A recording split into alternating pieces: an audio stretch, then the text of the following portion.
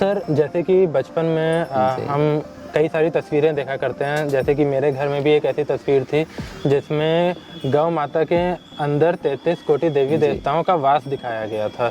तो इसके बारे में आपकी क्या राय है? ये जो 33 कोटि देवी देवताओं की मान्यता का विषय है, वो विषय स्टार्टिंग वेद पुराण और शास्त्रों से ही होता है जी। जैसे हमारे जो चारों वेद हैं, उन चारों वेदों में टोटल 1222 बार गौ महिमा का वर्णन आया है, जिसमें सभी जगह जगह बताया गया है गौ माता की में 33 कोटि देवी देवताओं का क्या महत्व है जी। और सभी देवी देवताओं ने गौ माता में ही क्यों स्थान लिया जी। और फिर समुद्र मंथन से जो हमारे रत्न थे उनमें से एक रत्न गौ माता भी हमें प्राप्त हुई। जी।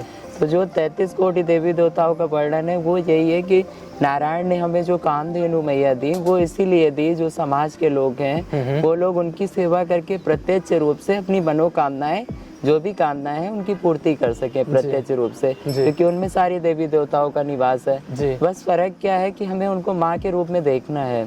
अब देखने के लिए क्या है कि हमें आध्यात्मिक रूप से उनकी महत्ता को समझने की आवश्यकता है और आध्यात्मिक को भी हम एक बार थोड़ा सा साइड में कर देते हैं। अगर हम वैज्ञानिक रूप से देखेंगे तो भी गौ महिमा इतनी ज़्यादा आपको मिलेगी कि आपको महसूस होगा कि अगर हम गाय को नहीं बचा पा रहे हैं, बाकी चीज़ कर रहे हैं, तो फिर हम वही कर रहे हैं जैसे तनों में जल डालने के बराबर है। जब तक हम मूल में जल नहीं डालेंगे किसी पौधे के, तब तक तने हरे भरे नहीं हो सकते हैं। सही बात है। तो वही वैज्ञानिक दृष्टि से, अगर आप व्यवहारिक दृष्टि से देखेंगे तो भी गौ माता की महिमा आपको भरी पड़ी मिलेगी। मतलब आप किसी भी दृष्टि से देखेंगे गौ माता की जो महिमा है वो अनंत है और अपार है। और अगर आप शास्त्रों में जाएंगे तो गौ माता की तो इतनी महिमा मिलेगी। राम जी के अवतरण से पूर्व की जो गाथा मिलेगी उसमें भी गौ महिमा मिलेगी। कृष्ण जी के अवतरण से पूर्व की गाथा में गौ महिमा मिलेगी आपको। या हमारे और भी जो हमारे बहुत ऊंचे शिखर तक लोग गए हैं जिन्होंने देश समाज और सनातन संस्कृति के लिए बहुत कुछ किया है, उन लोगों के भी विषय में आप पढ़ेंगे, उनकी जीवनी पढ़ेंगे तो गौ महिमा आपको जरूर ही मिलेगी, चाहे जिसमें आप जाएंगे। और हमारे जो वेद पुराण है उनमें से जो हमारे 108 उपनिषद हैं उनमें से तो एक स्पेशल उपनिषद गावो उपनिषद है जी। अब आप समझिए गौ माता की कितनी महिमा होगी तो उनके लिए एक स्पेशल उपनिषद की गई।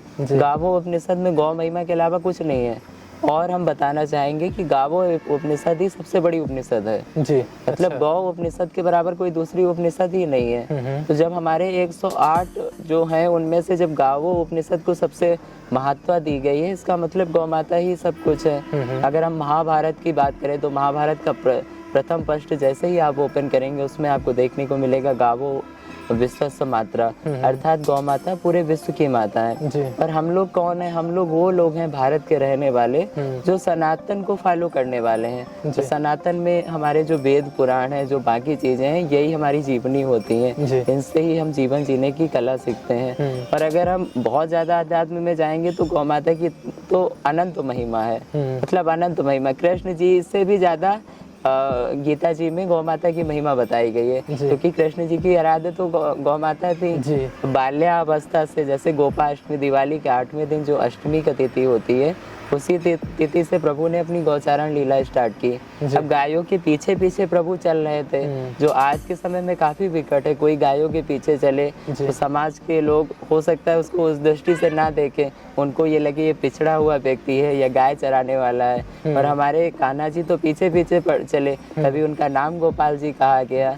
तो वही है। और फिर हमारे जो विष्णु पुराण है, तमाम पुराण है, उनमें तो ये कहा गया है अष्ट ऐश्वर्यमयी गौ, मतलब 8 ऐश्वर्यों को प्रदान करने वाली गौ माता है अपनी।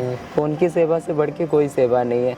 और सबसे अच्छी बात जो हमें लगी युवा वर्ग के लिए, सभी के लिए काम करने के लिए, कि गौ माता की सेवा करने में समस्त सेवाएं हो जाती हैं। धरती की भी सेवा हो जाती है, प्रकृति का भी संरक्षण हो जाता है, और भी जो तमाम आवश्यकताएं वाली चीजें हैं वो सारी पूर्ति होती हैं सिर्फ एक गौ सेवा करने से जी।